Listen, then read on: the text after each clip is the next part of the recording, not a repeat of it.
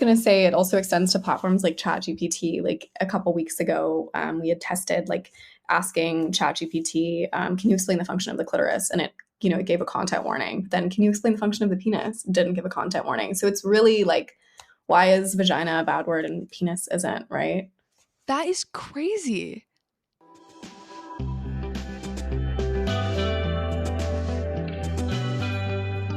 Welcome back to the Evergreen RX. I'm your host, Hayden, licensed mental health therapist, Cancer Moon, and the first to get deep at any party. And I am so excited because today we are joined by Carol Wersbe from the Center for Intimacy Justice. Carol is a global health professional and sexual reproductive health and rights advocate. She's worked in law and policy. She has helped address domestic abuse survivor needs in LA County, and now she's at the Center for Intimacy Justice. Carol is originally from Southern California, but now she's coming to the podcast all the way from Copenhagen. So it's pretty exciting having someone all the way out in Denmark joining us, getting that time zone scheduling figured out. But I'm so excited to have her. Hayden, thank you so much. I'm so excited to be here. Yeah, so I kind of just want to jump in. So at least for listeners to lay like a little bit of groundwork, we're hoping to just kind of talk about what intimacy justice is, why it matters to women and to people in general, to our society in general. Kind of look at the impact of intimacy justice in the online social space, and then maybe talk some about how young women in particular can kind of address or work with intimacy justice in their own life or kind of advocate for themselves, what we can do about it. Awesome. That sounds great. I'm so excited to get into it. Yeah. So, if you can first kind of talk to us maybe a little bit about how intimacy justice became a large part of your work, how you got into it, and what it really means. Yeah, that's a really good question. So, intimacy justice, when we're talking about intimacy justice, I work at the Center for Intimacy Justice. So, I'm the chief of staff. I've actually been with them for 5 years now. Since I was in my undergrad, I started as a volunteer and then worked my way up to my current position. And the term intimacy justice is actually derived from an academic named Sarah McClellan. And it was coined as like a very theoretical term. And then the Center for Intimacy Justice kind of, nods to that term. And I think the framework that we're really thinking about intimacy justice from is that all people, regardless of gender, should have access to information about their health and also have equitable, joyful, pleasurable, intimate lives. And there's so many barriers in our current society that are really making that difficult. And the primary thing that the Center for Intimacy Justice focuses on right now is really digital suppression and the digital censorship of sexual and reproductive health content, products, information for women. And when I say the term women, I also mean like women and people of diverse genders. So that's intended to include non-binary people, trans people, and, health information for those groups or, half the population is extremely digitally suppressed. And so that's really like our core focus at the moment. Yeah, so that's interesting because for anybody that might look y'all up after, is like looking at your stuff while listening, you can see on your social media, on your website, some of those ads that have been restricted on, like from Meta and other social platforms, things for, informing people about endometriosis pain. And I mean, the craziest stuff that's been rejected. So it sounds like right now the digital focus is kind of what y'all are honing in on, but that this center kind of does intimacy justice or is interested in it all across the board. Social is just kind of one avenue. Yeah, definitely. We are a really young organization. We've only been around since 2019 in the infancy, and then we released our first research in 2022. So I think when we're thinking about like broad dreaming, yeah, definitely we want to focus on other things. Like I know we're really, really interested in restorative justice, Mhm. in, preventing sexual harm. But as you said, digital suppression is definitely our primary program area at the moment because we're really concerned about the discriminatory censorship of sexual health information online. And as you said, like endometriosis is a great example. Like people really should be able to access information and products about menstrual health conditions, and they just at the moment simply cannot, or can't to the scale that they should be able to. Yeah, for sure. So that kind of makes me wonder, like, from your experience in being so steeped in Steeped this in this world and world. so aware of the inadequacies, I wonder how you maybe could articulate the differences in experience for women or people of diverse gender using the internet, being online, and kind of versus what we would think of with like men's experience of being online based off of like the restrictions to education and just also representation of certain experiences on the internet. Definitely. That's a really good question. And maybe it would be also helpful for me to kind of like rewind and kind of talk about why we started like looking at this digital suppression work. And that would probably give like more context potentially. Does that sound Yeah, okay? yeah, for sure. Yeah. So the Center for Intimacy Justice was founded by our CEO, Jackie Rotman. And Jackie was basically speaking with a bunch of women's health organizations and companies. And she was actually looking to start a venture fund because, like, another huge issue in the space of, femtech, sex tech, et cetera, is that, um, businesses, companies with novel products, they can't get funding from venture capital. So much of the funding goes to companies founded by men, right? So Jackie, our CEO, was speaking with all of these femtech brands, and far and wide, then one of the things that they cited that they were really struggling with was that they could not advertise on Facebook. And at the time, and now there's like a lot more social media companies that are relevant, but at the time, Facebook and Instagram are really huge tools that businesses use to grow and to reach their primary audience. So, for example, one of the businesses that we had talked to for our first research report is this company called Onut. I don't know if you've heard of them, but Mhm. they create a device to basically limit penetration length, and it's for people with pelvic pain, for endometriosis, and that product they weren't able to advertise it, and then they're not able to get their end user, they're not able to fundraise, so it's kind of like this ripple effect. So Jackie really identified this problem and was like, look, people who are starting their own businesses, often for very personal reasons, a lot of these founders have had sexual health issues themselves, and that's what drives them and motivates them to create change in the space.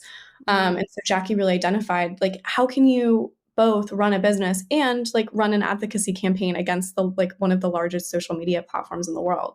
So she Yeah. was like, okay, I'm going to take this issue on. I'm going to focus on this, because it was so noticeably discriminatory. So, moving on, in 2022, we released a report in the New York Times, or Center for Intimacy Justice released a report in the New York Times after speaking with 60 businesses. And we found that across the board, all 60 of them had had an advertisement removed by Meta, so by Facebook or Instagram. And when I say these businesses had an advertisement removed, these businesses are working in the areas of menstrual health, fertility, breastfeeding, pelvic pain, these topics that are really critical that people have access to information for.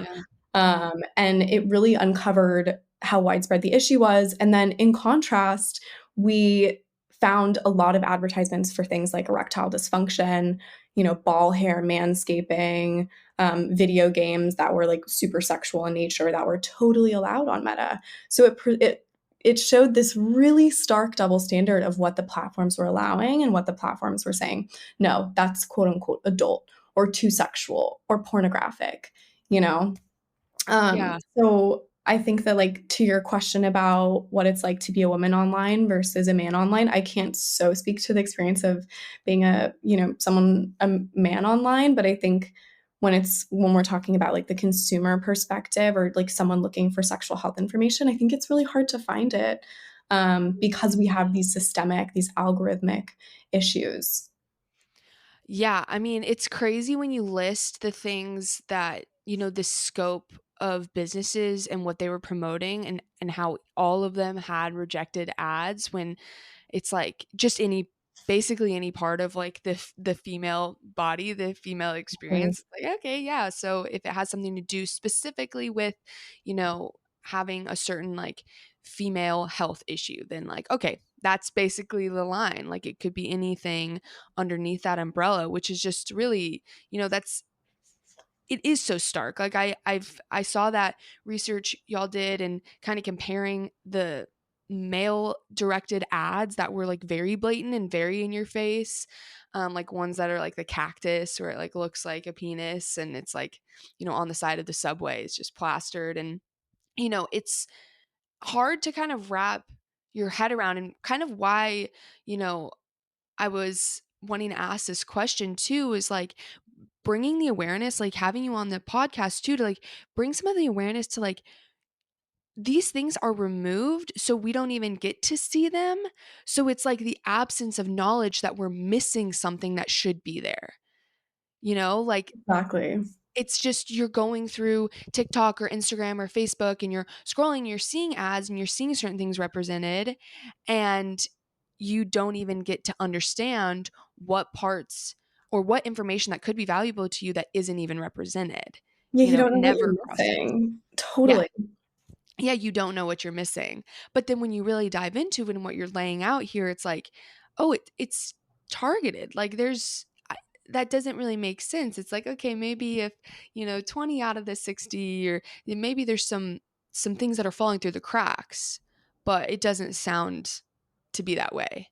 It's far and wide. Like you said, it's anything to do with breasts, with a vagina, with a clitoris, like with a vulva. It's really like across the board censorship. And it's also from like all ages. You know, we speak with businesses, you know, on a weekly basis who come to us and say, look, like we're having so many issues. And it's from like, you know, the beginning of kind of people's awareness of sexual and reproductive health, like, you know, when people get their periods, you know, as early as like 13 years old, to menopause. So it really, like, from, you know, menstrual health to fertility and breastfeeding, if people decide to have children, to all the way to menopause. So it's really like it's really scaling this broad part of our life. And I think that your point is really well taken, that it's like you don't know what you're missing. And I think also something that I'm like really personally interested about is like the rise of TikTok and how young people are really increasingly getting sexual health information online.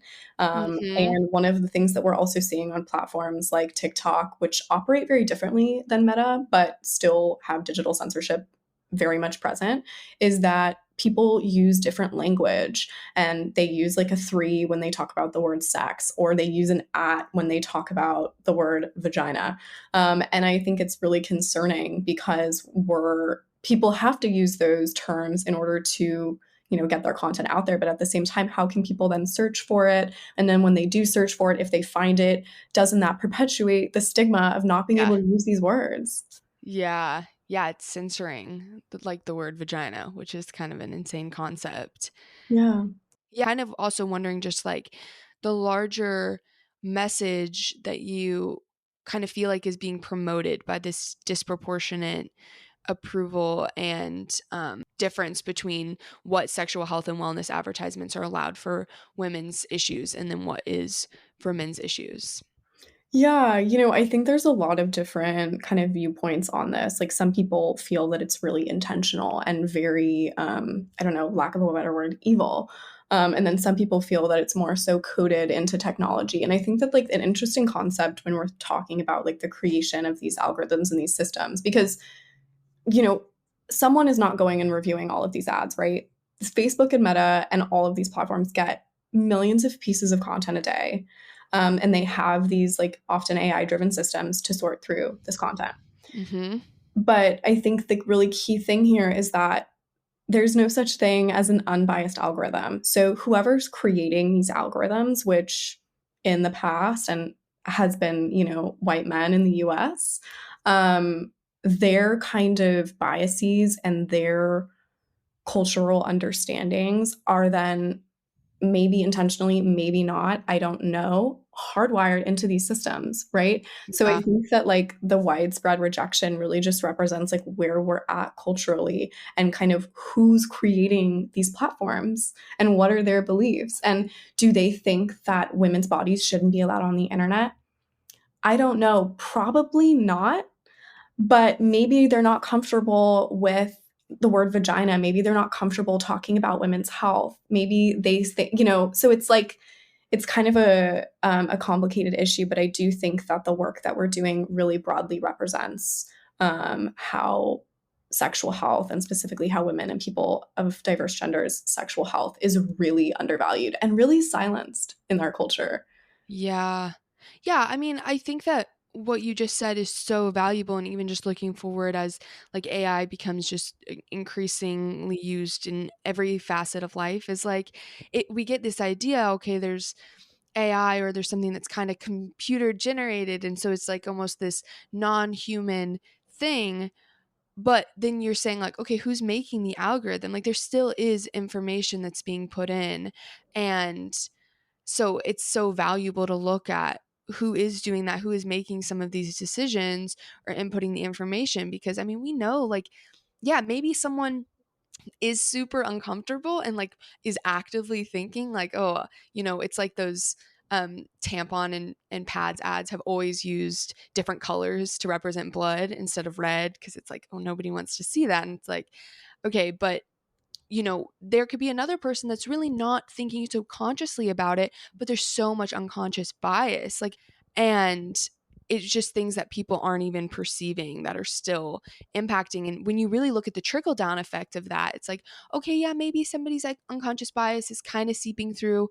Oh, but now ads aren't getting through. And now these female companies aren't getting the funding that they need. They aren't able to financially succeed. And it's like, okay, well, that has a huge impact. And I Yeah, just the think, ripple is crazy. It's huge, all the way down to the consumer, all the way down to the person who's having painful sex or the person who has a really painful period and they are trying to get access to information and products and they can't. yeah, like I think I've been surprised as I've been going along and having more guests and talking to more um, women in very diverse fields that a lot of stuff keeps coming back to technology and social media and like women's health issues. Like it's coming up so often because I just feel like it's hard to talk about a lot of different things without touching on parts of the female experience that it just seems like there's such a lack of education and information on. Yeah, and that's also why people are turning to the internet, right? Because like we're not educating people about their sexual and reproductive health and rights in our schools. So where are people going to go? They're going to go to the internet, Oh yeah.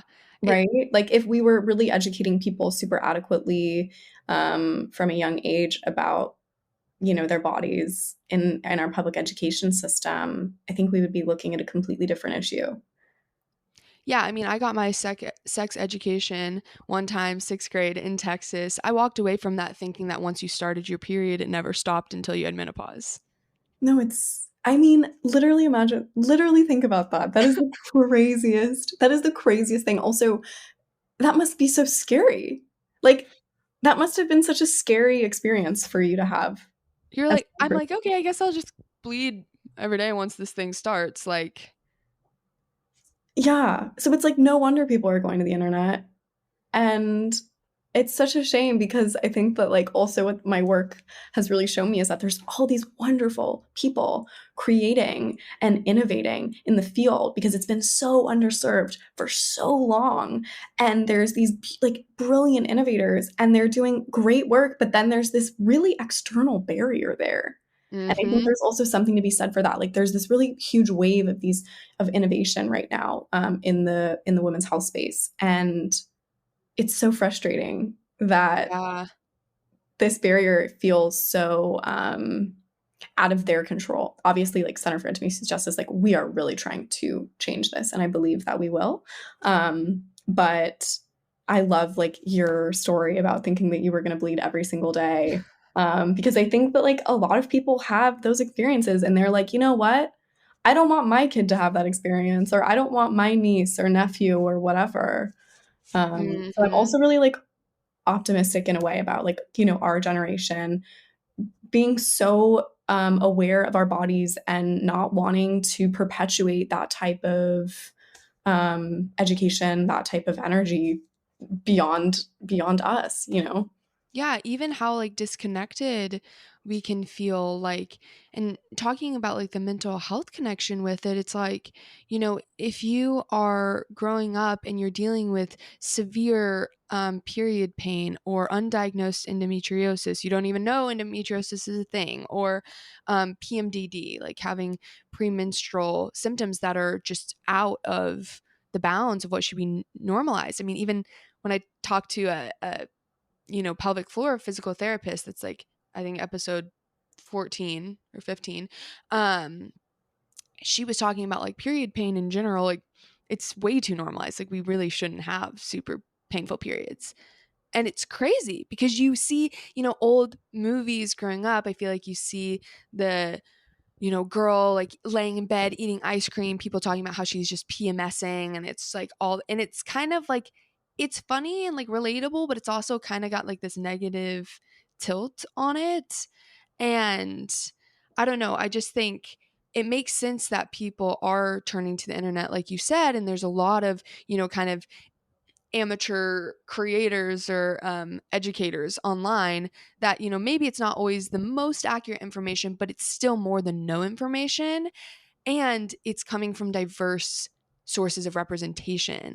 Like I think that's a big reason why people want to go to TikTok to find out, get their recommendations, get their information, because maybe somebody that looks or sounds more like them is actually sharing it with them in a way that feels more understandable. Definitely. Definitely. And it's so valuable to be able to go to someone who identifies the way that you identify and they can tell you about their experience. And I think that's true. I think that's the beauty of social media. So it brings so much good. It brings so much connection and opportunity for like diversity of experience. But there's this like underbelly that we really need to fix it. And to your point about like amateur creators, definitely. And there's also like so many doctors and nurses Yeah. and licensed professionals also on social media that are unable to reach their audience. Even nonprofits, like we speak with, huge global nonprofits that provide reproductive health services and they cannot get their services out there. Like we got an email the other day from someone who was talking about how like when Facebook takes down their listings, which it's a service in the global South that provides reproductive health and rights care. When Mhm. Facebook takes down their ads, it has a direct correlation on the amount of clients or patients that they get in that given month. So it really correlates with access to care. And it's across settings because I'm talking about a healthcare provider in the global south, but it's also like the person who has endometriosis in Texas, and they're not also not able to access services. So it's like this gigantic global issue because the policies that we're looking at are often global. Like on Meta, their ad policy spans across the world, right? Yeah. So changing that has an impact on billions of people potentially. Yeah.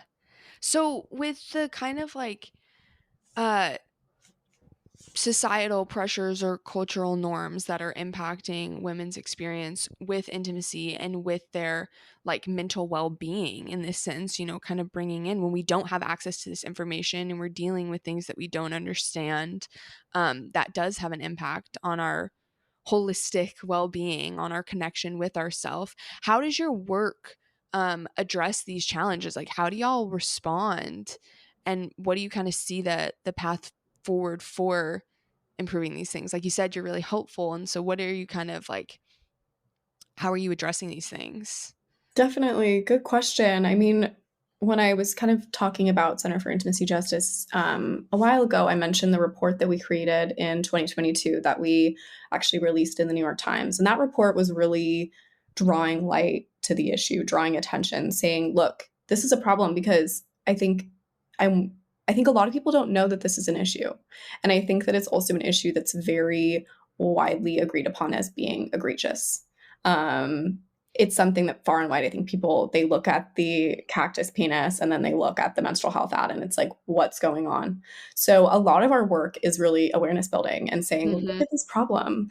And it's interesting because the New York Times report really, we received over 100 different we received coverage in over 100 media outlets with that report. And often if you're targeting like in advocacy work, if you're targeting like a company, if there's 100 stories written about a business, often that puts some public pressure on them. But I think when we're dealing with these huge tech companies, the fight is a little bit different. But Mm, we released that report in 2022 in January. In October, Meta silently changed their advertising policy. mm, And they very much used the language that we used. So we talked about pelvic pain, contraception. They then edited the policy to say pelvic pain and contraception are allowed. So it was very, very similar to the language that we use. But they did this, in the middle of the night. They did this in silent. It wasn't an announced policy change. We got really excited, right? We were like, oh my gosh, we did it. This is amazing. And then we surveyed, we have hundreds of nonprofits, businesses, content creators in a database that we use for research. And we really draw from their experiences. And we said, hey, did you guys notice a difference? And far and wide, they didn't. So from there, we filed a complaint with the Federal Trade Commission, claiming that the enforcement of Meta's advertising policies is discriminatory. mm, We got support from major policymakers, from Elizabeth Warren, Mazie Hirono, Adam Schiff, Amy Klobuchar, who wrote a letter in support of our complaint.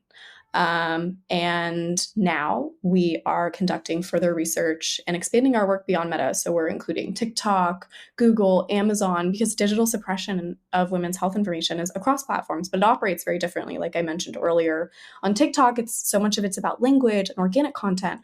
On Meta, so much of it is about paid content. So we're really using strategic advocacy, storytelling, the legal complaint that I mentioned to put pressure on these tech companies to make a change. Um, mm.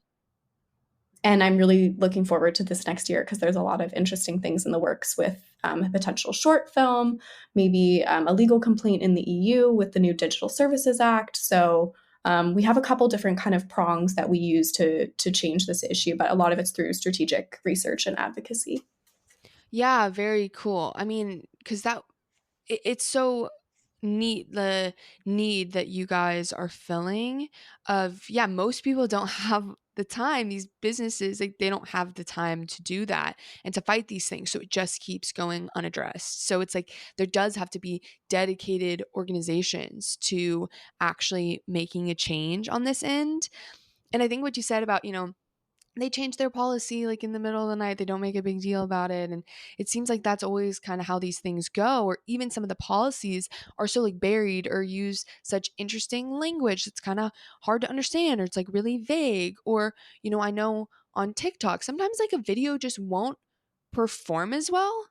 Shadow You don't banning. know why. Yeah, shadow banning is so Mm. crazy where it's like people are just trying to figure out, and you get no notification, you get no information, especially when people like sometimes, are relying on platforms like these for their income and for, their job stability, that you can just kind of, it is given and it is taken away, and you don't know what invisible rule you broke, which is pretty scary when it's like, oh, maybe I used a word that the algorithm does not like or does not promote. Yeah, and talk about mental health, right? If your income and your way of living is dependent on remaining in line with these policies that you don't even really have an understanding of, is Mhm. it's really deeply stressful. And that's why I think it's also like we're now including content creators in our research, because people create such beautiful, such valuable content, and it's their way of living. And if they're censored or if they're shadow banned, as you said, it can be so extremely stressful and so impactful on their mental health. Yeah, I mean, it's like comical when you think about like how you said there are doctors, there are nurses, there are, professionals all across social media, and that like they would need to be using an at sign to say like to have the captions for vagina or something. Like that is Right. such a funny idea of like, Yeah. a gynecologist that's online, like trying to be like, how are we allowed to spell sex on TikTok? Like, Exactly. Yeah. I was just gonna say it also extends to platforms like ChatGPT. Like a couple weeks ago, we had tested like asking ChatGPT, "Can you explain the function of the clitoris?" And it gave a content warning. Then, "Can you explain the function of the penis?" Didn't give a content warning. So it's really like, why is vagina a bad word and penis isn't, right? that is crazy. That's so upsetting. Yeah, it is. It's really upsetting. I agree. It's just so blatant too. Like, I know. I damn. know. So I wonder, I'm curious about how you see like the self-love and self-care um kind of intersect with intimacy justice. Like, I think we hear a lot now about doing things to take care of yourself, kind of the intersection that has with being a woman and some of the overarching messages that women get growing up, that they're meant to care for others and that, you know, their kind of support and needs are secondary, which I think is changing. And like, we are hearing more um, about that and becoming more aware of it. But I'm interested in like the intersection with the intimacy justice and how maybe anybody listening can take some actionable steps to kind of foster their own practices in their daily lives, or kind of have their own uh, sense of rebellion or pushback against some of the societal messages that are maybe putting pressure on. Yeah, I love your use of the word rebellion or pushback because I think in our work it really feels like simply learning about your body and learning about sex and pleasure, so to speak, is a really rebellious act. Look, or at least in the frame of these tech companies. So I think when we think about like the intersection of, intimacy justice and digital censorship and self care, I think a lot of it comes to like being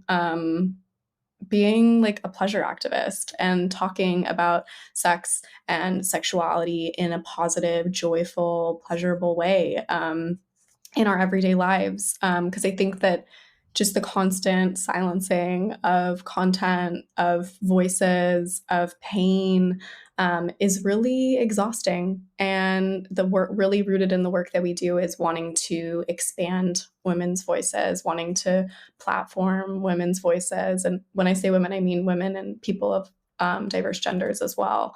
And I really think that for me personally, like pleasure really comes into that because pleasure is like in the frame of big tech and suppression. It's a very rebellious act Mm, to feel good and to know about your body and to know about, sex education and to be aware of these things. And to speak with those around you about it. I think that when we're talking so much about the digital world, you can almost forget just the interpersonal world with your friends and your family and people around you. It's really important to open up these dialogues on why women's bodies are so repressed, so silenced in this part of the universe, let's say. yeah. Yeah, I love that. I think, I've been talking with some of my like girlfriends lately about, you know, we were kind of talking about the concept of gossip or like gab. That's what people, it's like always like, oh, you gotta do the recap after you hang out with people, Yeah. and you gotta gab. Like, you gotta Yeah, like, and we were like, I wonder, like, this feels important because it's almost like this thing of like, for women throughout history, it's like kind of like the gossip and the gab. It's like being like, is your experience like my experience? Like, have you, do you know this too? Like, can you relate to me? Because we don't get that on like a larger scale as often. So totally. it's like, women getting together and like chatting about, their date or something. That is also really important Yes, because then it's like, wait, is this normal? Is this okay? Or like, what would happen if women never talked about their experience with sex with each other?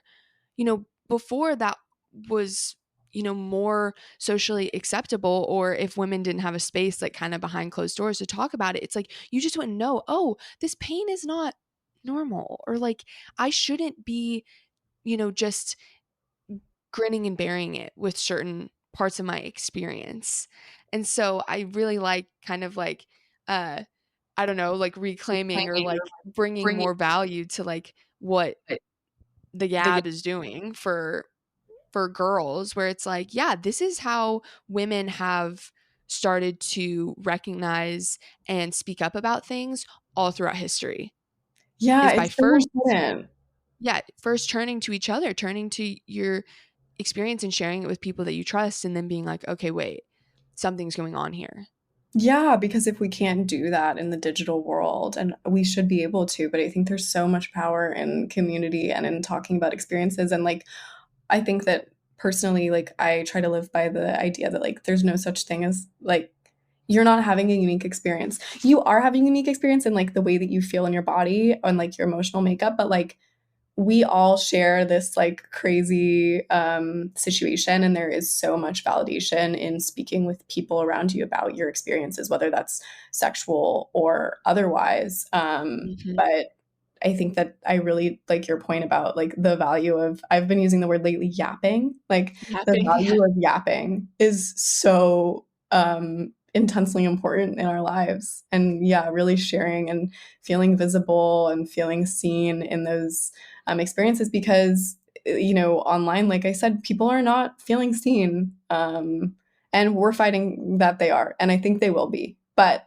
for now, For now, we yap definitely on. yap away. Yap away. Yeah, so I love that. I wonder, like, kind of if you could get a message out to people on, you know, everybody becoming kind of this advocate for themselves, like even in their own interpersonal circle, or if someone, does take it further into their work, talking to their employers, or, anybody that's listening that might also be a therapist or work in client facing roles, like talking to clients, bringing this awareness in. Like, what do you think are some ways that people can promote intimacy justice within their own communities, and maybe like broader society at large too? Yeah, definitely. I mean, I think first to like plug CIJ, Center for Intimacy Justice, shortened CIJ, like we love to share about our work.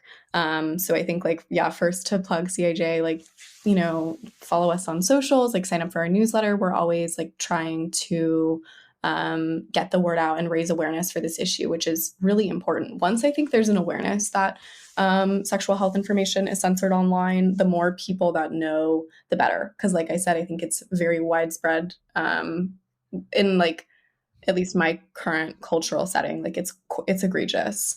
And then in terms of like people with client facing roles, I mean, I think like knowing that women's health in this day and age is still really deeply stigmatized. I think people Mhm. really know that, especially now with the Dobbs ruling.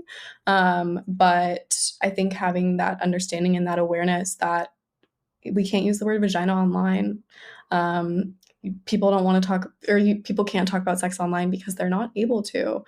So really Mhm. keeping that at the forefront, and not getting, I think for me at least, like I exist very much in my personal life in the circle of people who are really comfortable talking about bodies and sexuality, but that's not the case. And I think really keeping that in mind, and like I said before, like speaking to others as much as you can about these topics, and um, holding the idea that women's voices are really, really, really silenced at the moment, and that we want to change that. Yeah. Yeah, it just adds so much context, so much awareness and perspective. I always want to be talking about all the different facets of our well being and how you work to create a life and to continue, because it's not, there's no end goal, but to continue to cultivate a life that feels really good and feels really balanced and fulfilling and intentional to you. And that the scope of everything that can be included in that is huge. And I think the first kind of part is being like, oh, okay, this might be a part of what's impacting my experience as well. Like, now I have more awareness on what the experience for women or anybody that is in that diverse gender category is online, and how some of that is not equitable, not welcoming, not as accepting, and that might be impacting me like on a personal level. I mean, it is. And also, like, you know, tapping in with your own sensitivity and, um, response to that, because everybody's going to have a different response and, yeah, different experiences. If you have experienced pain and you didn't have the access to information, then it might be really draining on your energy to be bumping up against these barriers, or to be learning, even listening to us talk about uh, these barriers that are so unfair. And there is like a lot of righteous anger around that, but kind of bringing in that context of like, okay, this is a part of my life. It's a part of the world that we're living in. And so, you can ask yourself things like, what do I want to do about this? Or what do I need to do for myself, knowing that this is a part of the context? Yeah, and I really think I really like your point about how does this impact me psychologically? Because I think even what my point before about like, in my personal life, like we're really comfortable. But no, I think you're right. Like pushing up against these barriers all the time really it has an effect on how we view our bodies. Obviously, there's still so many products that are like also misleading, like, vaginal washes and things of that nature that are really teaching us that our bodies are dirty or that our vaginas need to be cleaned. And I think that that's really well taken, Hayden, that like these things do impact our psyche and these things are exhausting. And to feel that your body is, knowingly stigmatized or not is really, really, really impactful. Mm-hmm. Yeah. It's just been so good to talk to you and have you on. I feel like, we could probably go on for hours and hours more, because this is just so fascinating. I feel like I've just started to scratch the surface on this side of, I don't know, women's issues and kind of being a consumer of the internet. And yeah, it's just been so great. And I love what the Center for Intimacy Justice and you and Jackie and everybody else are doing, and be really excited to continue to see where y'all take things. Yeah, thank you so much for having me on, and thank you for your time. I really, really appreciated this conversation and had so much fun. Thank you. Yeah, for sure. Well, thanks for listening, guys. Please let me know what you think. As Carol said, follow Center for Intimacy Justice, keep up with them. And also, if you have any other questions or thoughts, like, please just reach out to me on Instagram, or you can find my email if you prefer that method, and just keep the conversation going.